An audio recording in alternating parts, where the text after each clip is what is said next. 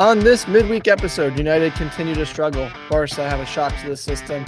Bayern City and Madrid cruise to the knockout stages of the Champions League, and Liverpool stumble in France. Plus, Daniel gives you his best bets for this weekend's best domestic fixtures. Full-time roundup starts right now.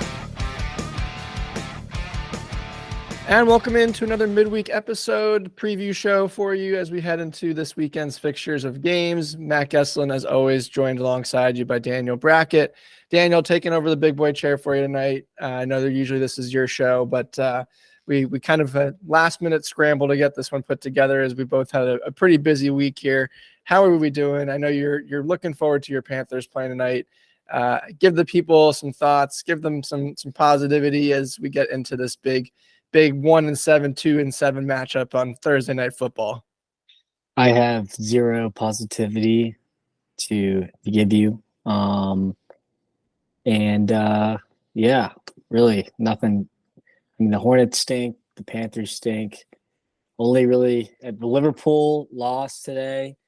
Only really thing in my life that's made me happy was Latanzio getting fired to Charlotte FC, which I was elated with.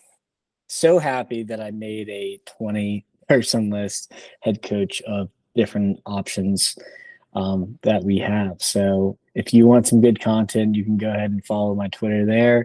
But it's mostly pain and suffering when it comes to my sports fandoms. Well, as we jump right in, and apologies for your pain and suffering, I really feel for you. We've been texting back and forth, and I got to shut up today at one point, so I know how you're feeling about Liverpool. It does come around what goes around, I guess, as they say, right? But another team that is feeling the brunt of it and feeling pretty low right now is Manchester United, Daniel, who continue to struggle in not only domestically, but also in Champions League. Now currently sit bottom of Group A after, honestly, a strange game in Copenhagen where they went up 2-0, then a red card that, I definitely think we should talk about briefly and get your thoughts on that really changed the dynamic of the game. And then basically a volley back and forth with Copenhagen getting a 4-3 win here. United continue to struggle. And again, just not delivering on the expectations that Manchester United fans have. What were your takeaways from this one? And of course, the big takeaway is everything that happened with Marcus Rashford on this red card that ultimately a lot of folks are saying changed the outcome of the game. Yeah, I feel like the refereeing as a whole was just kind of odd. You had the red card and then you had two really soft penalties, I think, on both sides with the handballs that really changed the match in general. I guess it kind of the penalties canceled. They look like one was a bad call and then the other one was kind of a makeup call.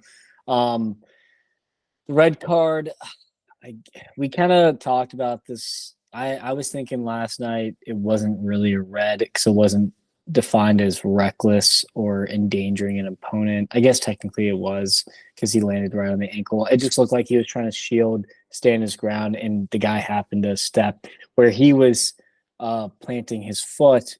But, United cruised 2-0.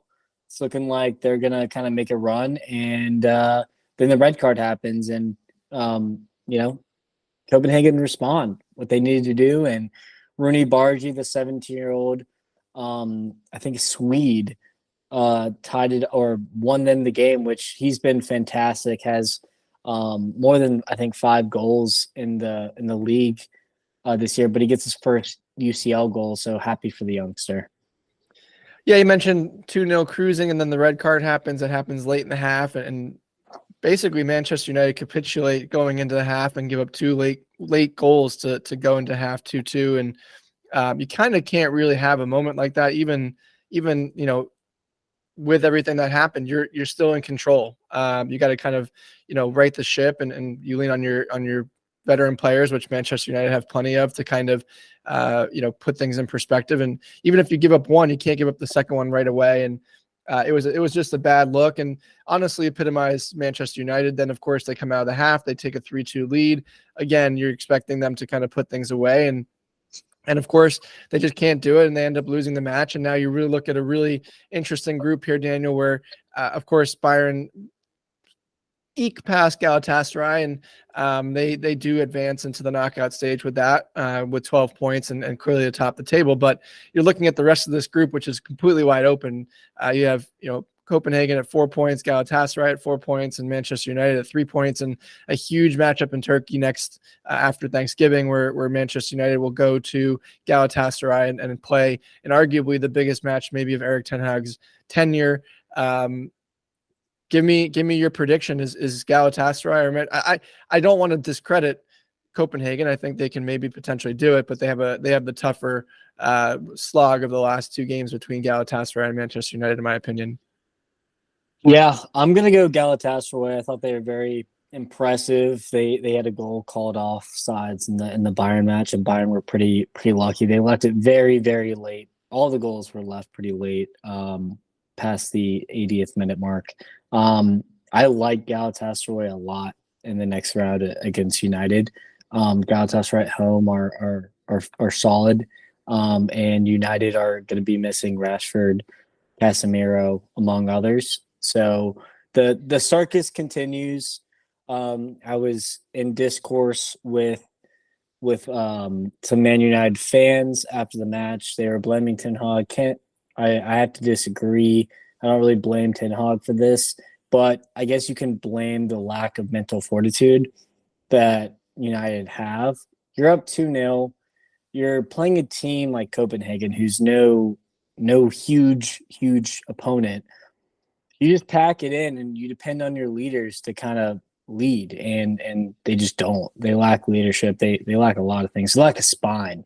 So that's just really concerning, but I really do think that they're going to crash out and not even get Europa League. Their only hope is Bayern just resting everyone on their last fixture day and eking out a win there to sneak into Europa. Yeah, you almost wonder if it makes more sense or better for United long term if they do get knocked out and don't have Europa League. It's kind of hard to imagine a team like Manchester United, but that's almost kind of where they are at this point.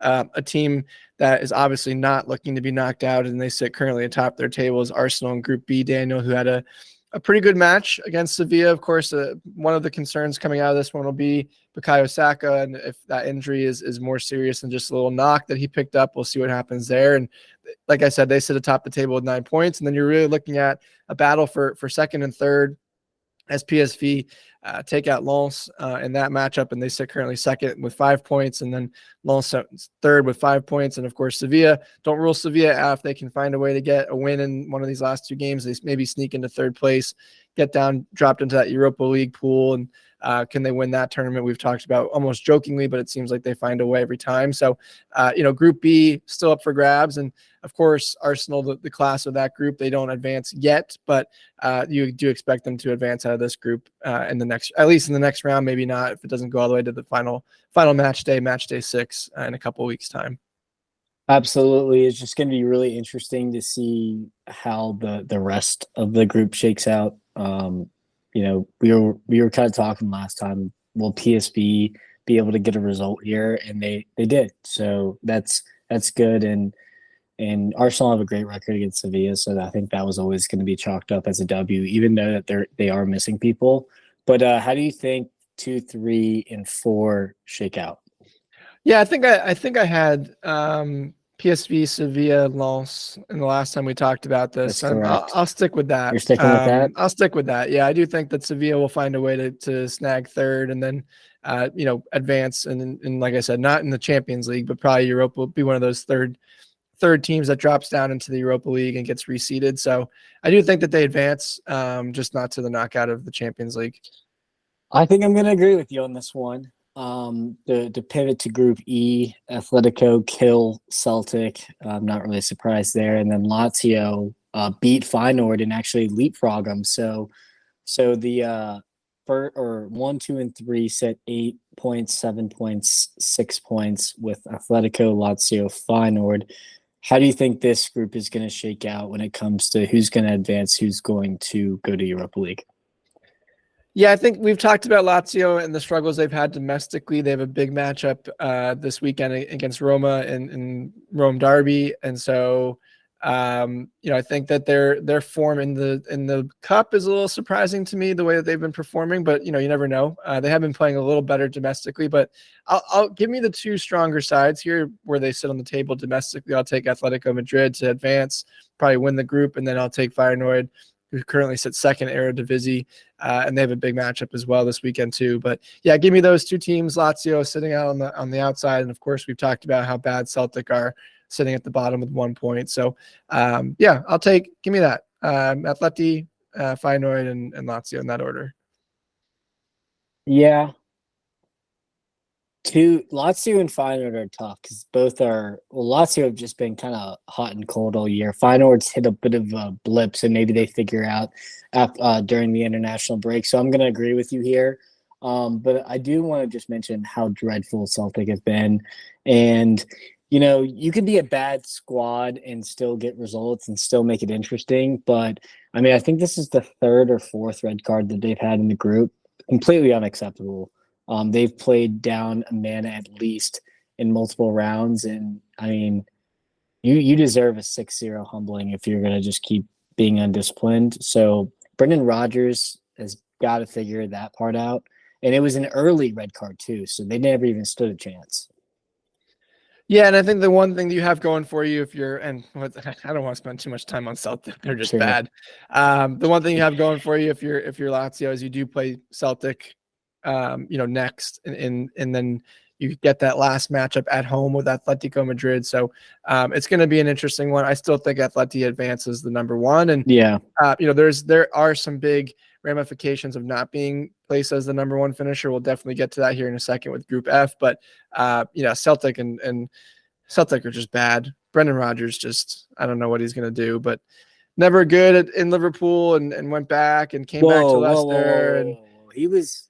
We almost won the league with Liverpool. Are we playing horseshoes and hand grenades here? Almost. I'm just saying that was a harsh statement. All right. Well, I'll let you take your bias and take it with you and pack your bags. He also finished top 7 with Leicester one year, and then it all fell apart.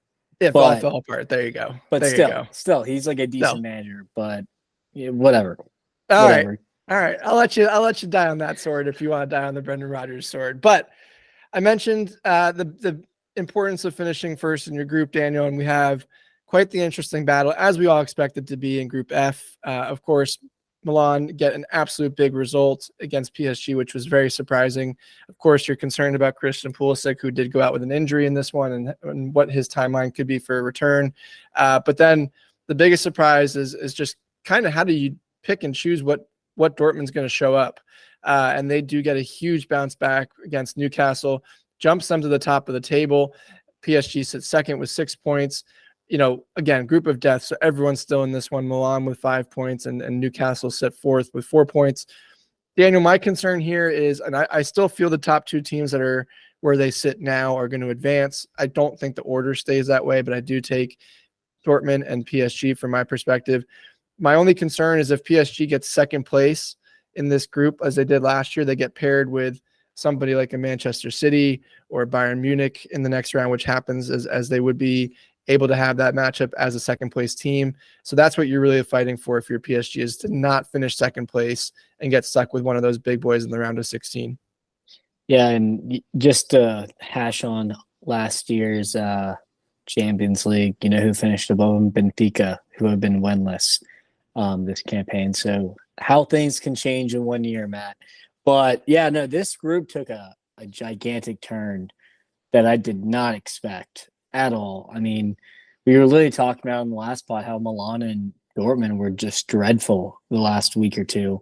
And for them to both get huge results. Now, I will say Newcastle played a weakened side a little bit, which I was a little confused about. I know they have a little bit of the injury bug over there. But I just backed Eddie Howe over Terzic, coaching-wise. But, yeah, no, PSG, they got to be kicking themselves. And Milan finally do beat a big team. So I guess we can, kind of push that conversation out the window like we were having. But it's going to be really interesting how it shakes out. I don't even feel like predicting this. I still think PSG topped the group, but second, third, fourth, couldn't tell you. Flip a coin on that one. It's going to be an interesting one towards the bottom. And then another surprising group, Daniel, that's tighter than I think people realize. I know I feel that way as well, is Group G, or Group H, excuse me, where Shakhtar goes and kind of flips that group on its head this past week and beats Barca. And Xavi's having some real problems right now. Of course, they lose El Clasico, then they lose this matchup. They barely beat Real Sociedad on the weekend as well. And you're starting to hear some rumblings amongst the Barcelona fans that is Xavi the guy? Is it time to look elsewhere? Which to me is pretty wild. Just the timing and what he's dealt with, but that's the nature of being a Barcelona player and manager. Associated with the club is that level of expectation and excellence. But this group, like I said, you're looking at Barcelona and Porto both at 9 points, and Shakhtar right there behind with 6. So this group is surprisingly still open, more than I thought it would be. And of course, lowly Antwerp at the bottom of the group. Unfortunately, sorry to our Belgian listeners that are struggling with that one, but quite an interesting group here, surprisingly, more so than I thought it was going to be.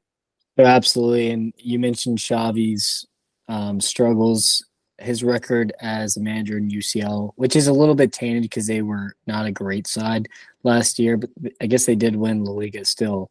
12 games, 2 draws, 5 losses. So not great. But yeah, no, I mean, this result took me by surprise. I thought even with a weaker Barca lineup, they'd still brush Shakhtar aside. Got to give Shakhtar their flowers. They've been great. They haven't played a home game at all, and they're doing well. So credit to them. I still think that Porto are going to finish second over Shakhtar. But what a story it would be if Shakhtar finished second and kind of went through. It would be, of course. They're not even playing at home with everything going on in the Ukraine, so that would be a great story, and it'll be interesting to see what happens. The commentator mentioned, could there be fear that Barcelona don't advance if they didn't win that game? And I was surprised to now look at the table and see what she was meaning by that. So it could be potentially an interesting dynamic. A couple of teams we don't want to spend too much time on as they have advanced through to the knockout stages. Daniel, we mentioned Bayern Munich very briefly at the top. Real Madrid also advanced.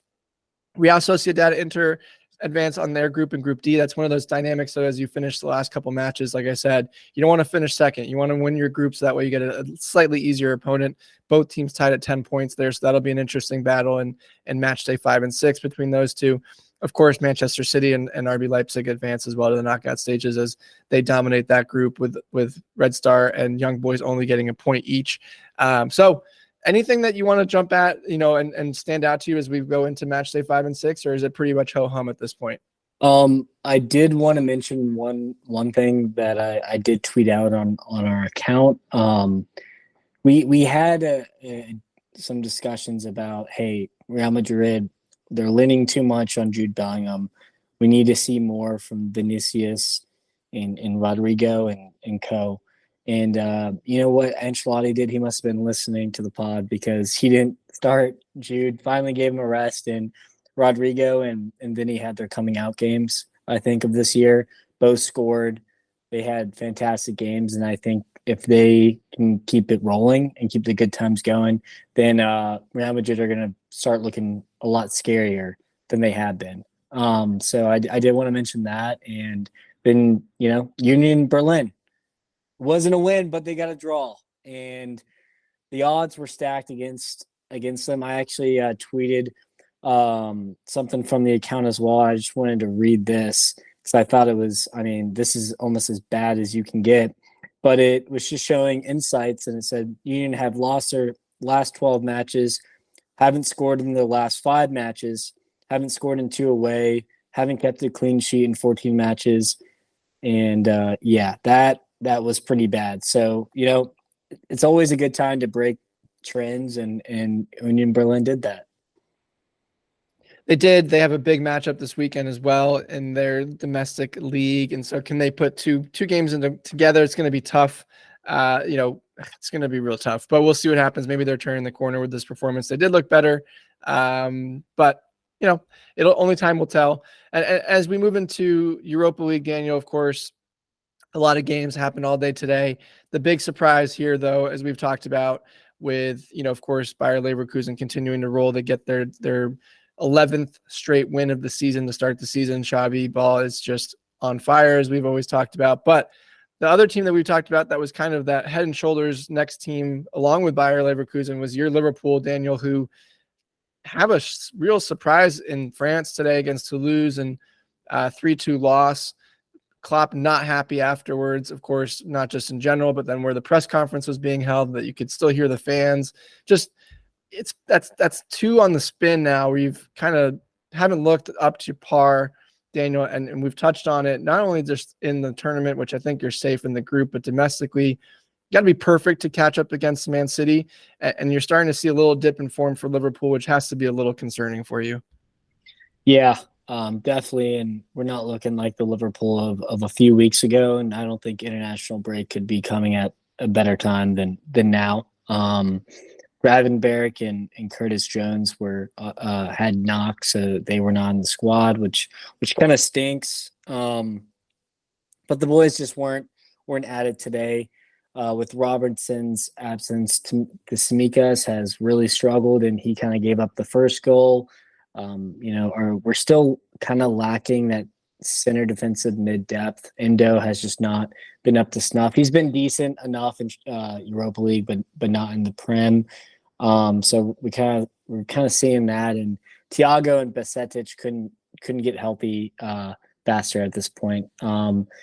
We do respond well, and we should have tied this game, but the AR called back for a questionable handball at best, I'd say. I don't know if you saw it, but it's definitely concerning for Klopp and the boys. And you got Brentford this weekend, so should be an interesting result there. But 2 away games have struggled, and I don't really know where you kind of go from here.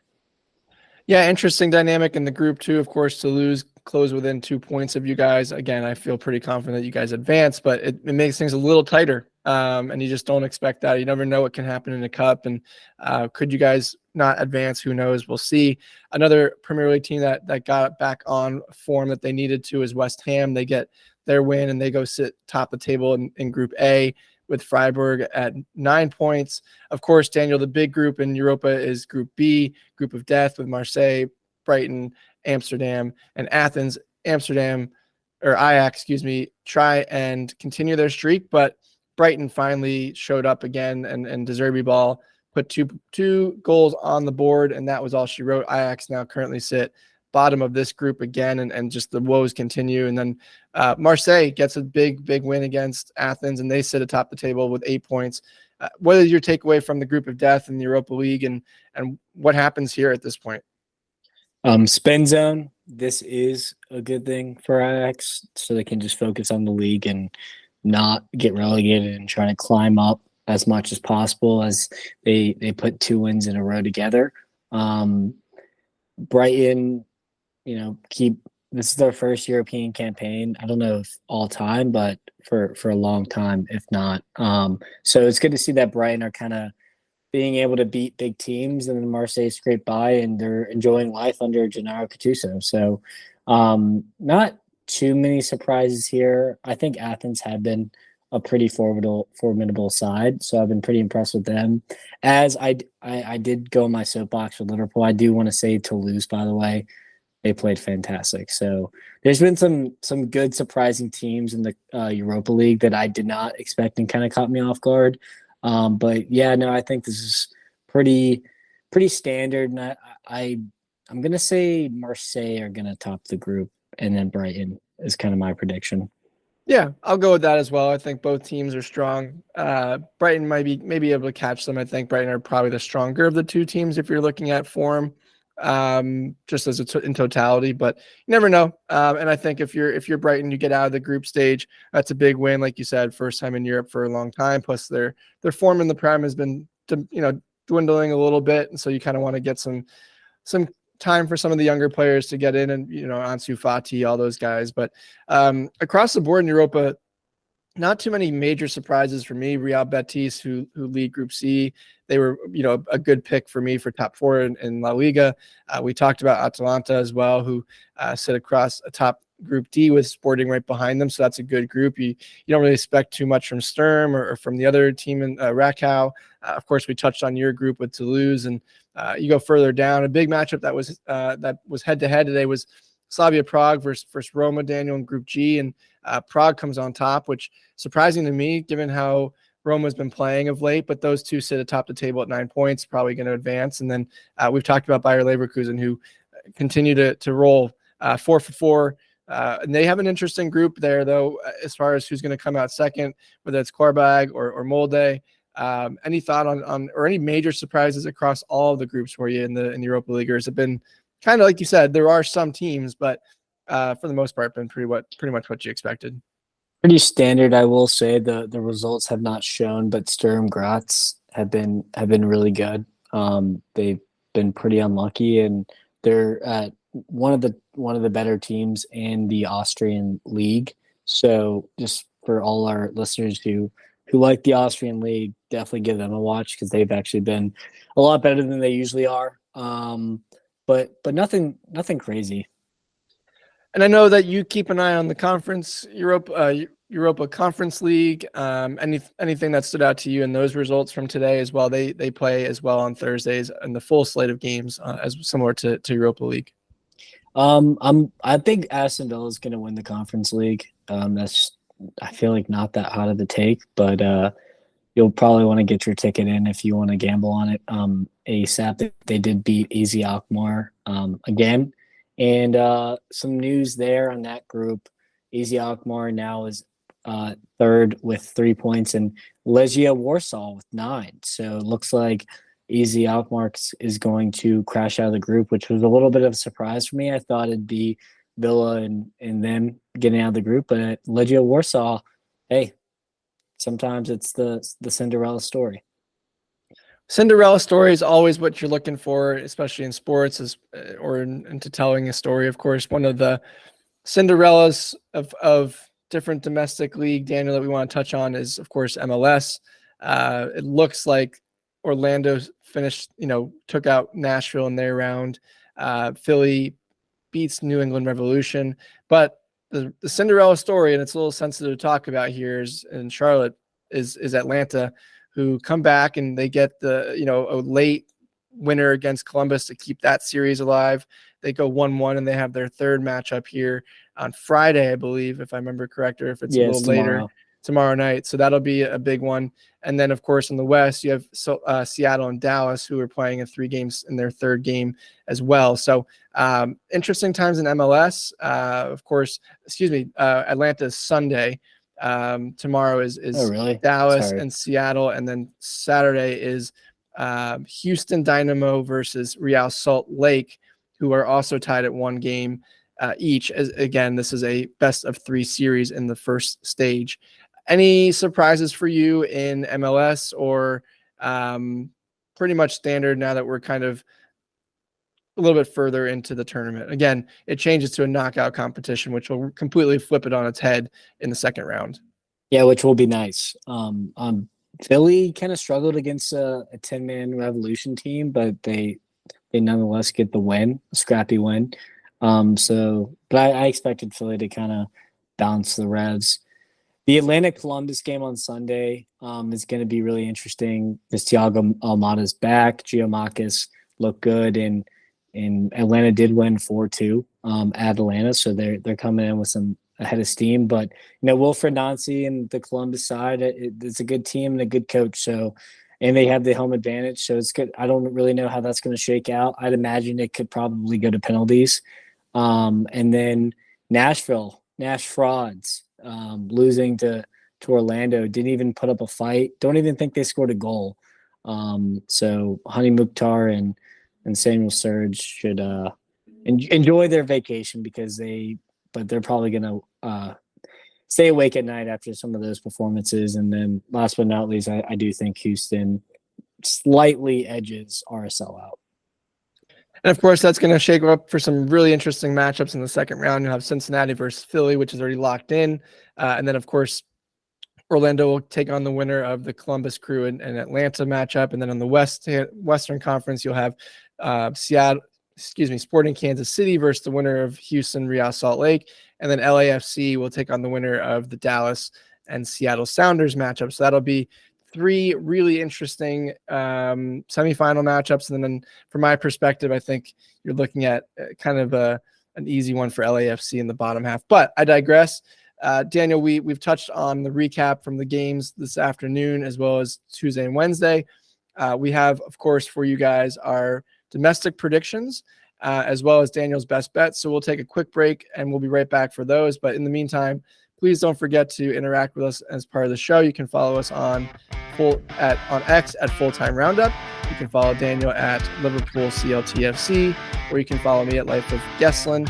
Of course, download, like, subscribe, leave us a 5-star rating wherever you get your podcast. It goes a long way. And like I said, on the other side of the break, we'll give you some predictions as well as some best bets. We'll be right back. And welcome back to the Full-Time Roundup. We touched on the review before. We now will go into the preview for this weekend's fixtures. Daniel, there are quite a few matchups across Europe that we've identified as some games that we want to touch on. I know that there's a couple in my world that are one that's very concerning, which we'll get to in a minute, but also some other ones that are just kind of more throw the record books out the window type of matchups that we wanted to include as well. So I'll let you take us off here. We have our whole slate here and kind of go as you would like with this one. So Wolves, Spurs. Personally, I like Wolves a lot in this spot, especially because Madison, Van de Ven, Romero, and even a couple others might be out for this match. Yes, Pedro Neto will be out for Wolves more than likely, but still like them in the spot to bounce back after a tough result against Sheffield. I'm going to say draw, probably a 1-1 game here. I was literally thinking 1-1 in my head as you were talking, so I'll take the same. Going to Molineux is never an easy place to play, so I'll take a 1-1 draw with you as well. Drinking the Kool-Aid. Okay. Now, speaking of drinking Kool-Aid, Chelsea versus Manchester City. I'll let you take the floor with this one. This could be quite the number from Manchester City's perspective. Of course, we won our match against Spurs on Monday, but looked like a leaking ship against 9 men. And honestly, Spurs probably had an opportunity to tie that game and really were the better team at some point. So this is at the Bridge, which makes it a little bit less likely to be a complete blowout as if it was at the Etihad, but probably 3-1 City. I'll say 3-1. We'll get one. I'm going to say that as well. I think that's a very fair result, and I'm glad that we can agree on that. I almost went for us to take the W, but I thought people would think I'm out of my mind, so I'll go 3-1 City. But it will be a good litmus test for where Chelsea are and where the project is at this point. Getting points against Spurs, which was not expected, of course, in the manner and it was, takes away some of it. But this will be a good test. But another good test, Daniel, you mentioned this game earlier in the pod, is your Liverpool go to Brentford, G4 Stadium, and they have a tough matchup against Thomas Frank and the Bees. What say you to your team? Another road matchup, by the way. Yeah, not looking forward to this one. Don't really know where this is going to go, but I'm thinking it's going to be a 3-2 Liverpool win. High scoring matchup. I will take a low scoring 1-0 Liverpool win. I think you guys find a way somehow. But I do think you get the points. I would like to see it because honestly, I don't want City to get too far ahead of everybody and just blow this thing out of the water. But it's a tough team. Thomas Frank will have the Bees ready and be ready for that counter, that one punch counter that they do like they did to us in that matchup. So an interesting one there. Moving out of the Premier League, though, we of course focus on all the matchups across all of Europe as much as we can. Borussia Dortmund, Daniel, take on Stuttgart. This will be an interesting one because we just don't know who's going to show up for Dortmund. Is it going to be the side that won against Newcastle? Is it going to be the side that put up a stinker against Bayern Munich? I don't know what to say here. Of course, they should be the dominant team, especially with Guirassy out for Stuttgart, and they're starting to struggle a little bit. But I just can't pinpoint what team's going to show up for this game. Yeah, there's like 5 teams in Europe that I not follow, but obviously, you're watching, and Dortmund are one of these teams where I cannot get a pulse on this team because you never know who's going to show up. But I'm going to back them here. I'm going to say Dortmund win against Stuttgart 2-1.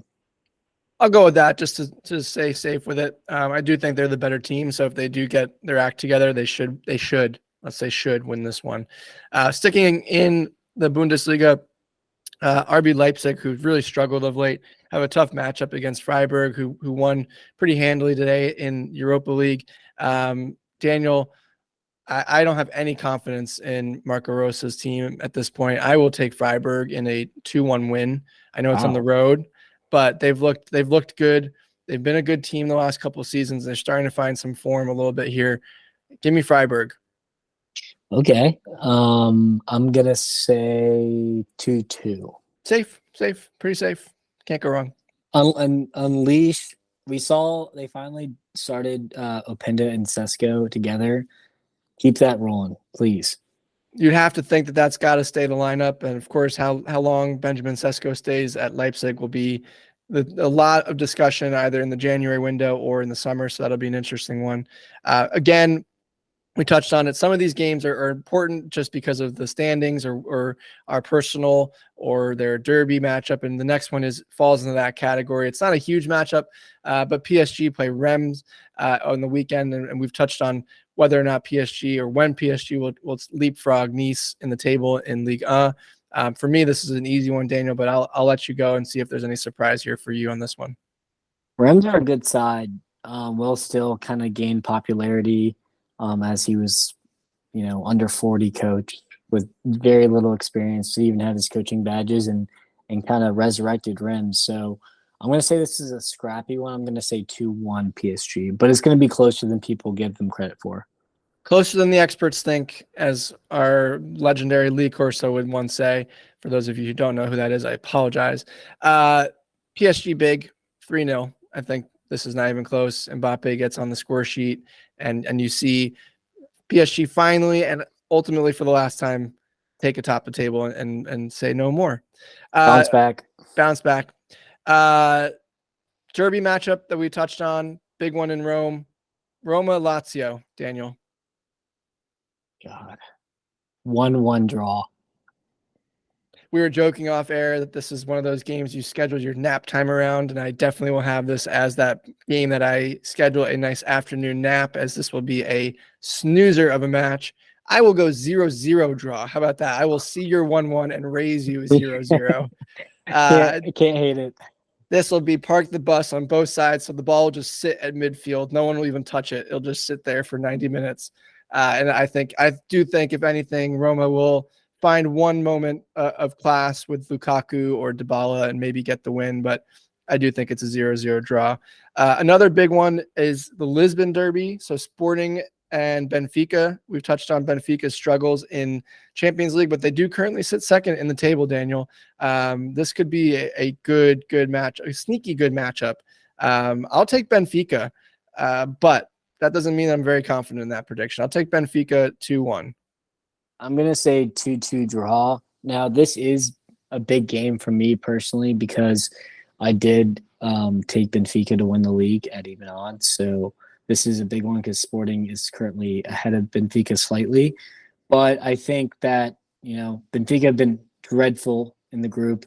They've done well against Porto in Liga NOS. So I think they're going to be very keen to get a result here and be the better team in Lisbon. So, but I still think 2-2.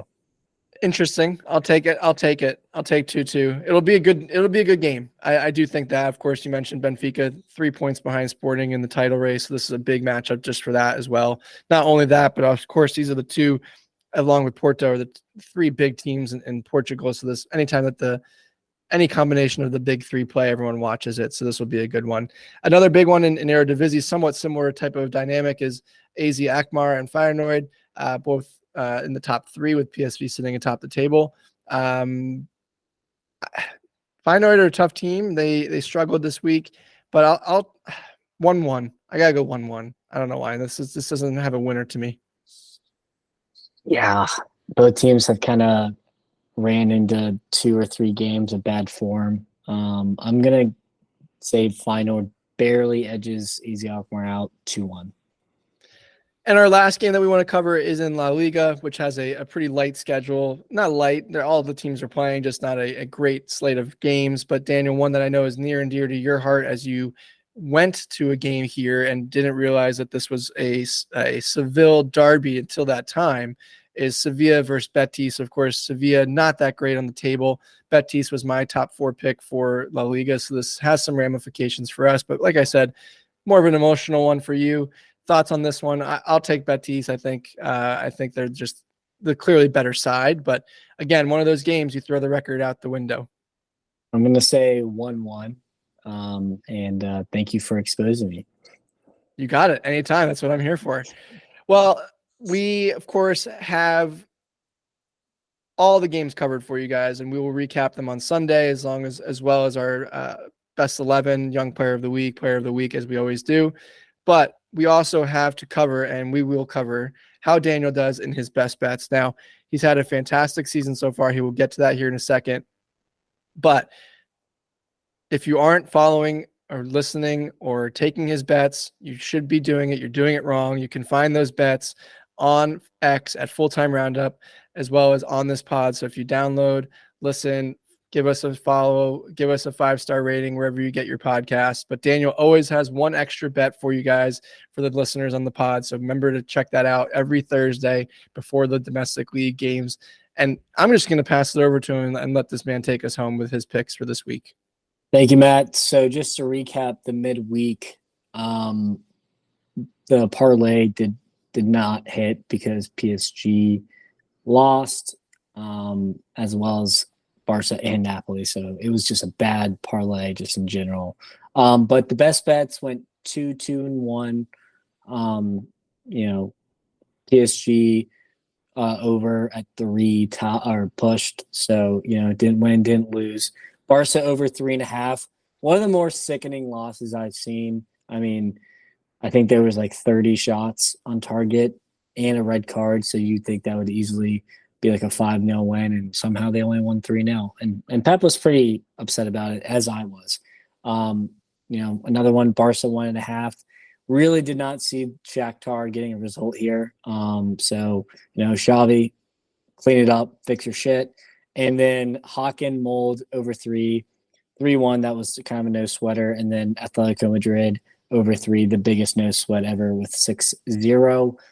So we ended up going down just 1 unit. But the updated recap, 29, 18, and 8 on best bets, 7 out of 11 with parlays, up 26.25 units.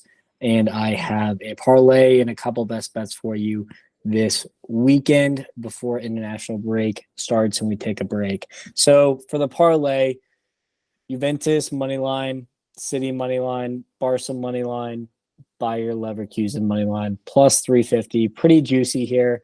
Love all of these picks. So I don't think we're going to have any of these legs bust the parlay. For the best bets, City, Chelsea over 2.5. This is going to be so easy. I can't believe the line is in at least 3. Rennes, Lyon over 3. Both teams haven't kept a clean sheet in over 5 matches. Lyon's defense is dreadful. So I think the 3 will be a no sweat here. BVB Pick'em, which means that if they tie, then it's a push. And I love that line, especially without Guirassy. Let's just hope Bayern or Dortmund show up. And then I have Bayern Leverkusen over 3 against Union Berlin. Union Berlin might have gotten a draw midweek, but they don't stand a chance against Xabi Alonso's men. And they are going to thump them, and it's going to be at least, I would say, 4 or 5 goals here. And then the bonus bet that you'll only find here, I will not post it on Twitter, is City -1. We are triple dipping here with City because I am that confident that Pep and his men are going to beat Chelsea. Sorry, Matt, but book it, boys. Can't disagree with the last one there. I do, like I mentioned earlier, think it's a loss. But Can't Don't can't mush give, me. I won't. Don't mush I won't. me. I won't. I can't do it to him. I won't do it to him. Everyone knows at this point, if I say it, just take the opposite, take the fade. That's why I don't participate in this segment. But Daniel has been on fire, like I said. Please feel free to interact with us on X. Again, Daniel will post all these here, minus the listener only bet on the pod. Again, you can find all these on X at Full-Time Roundup. You can find Daniel at Liverpool CLTFC for some of his Charlotte FC coaching carousel picks, other content that he follows. Of course, he's a North Carolina fan across the board in some sports. So you'll see some content there. You can follow me on Life of M. Gesslin or Life of Gesslin. I can't remember what it is. That's how much I use Twitter. You can also download or listen to us on anywhere you get your podcast. Please leave us a 5-star rating and a follow. It goes a long way. And of course, Daniel, we will catch you guys in the next Full-Time Roundup on Sunday as we recap the games as we go into an international break. Let us know if there's something that you want us to talk about during the international break, as we need to fill some time. We may have some fun stuff that we can bring up as far as more robust debates that have been kind of festering in our minds and we need to talk about. But we'd love to hear from you guys as well. So I know I've had a blast watching these games as always, Daniel. We'll be texting throughout the weekend on the games from this weekend. And as always, we'll see you in the next one.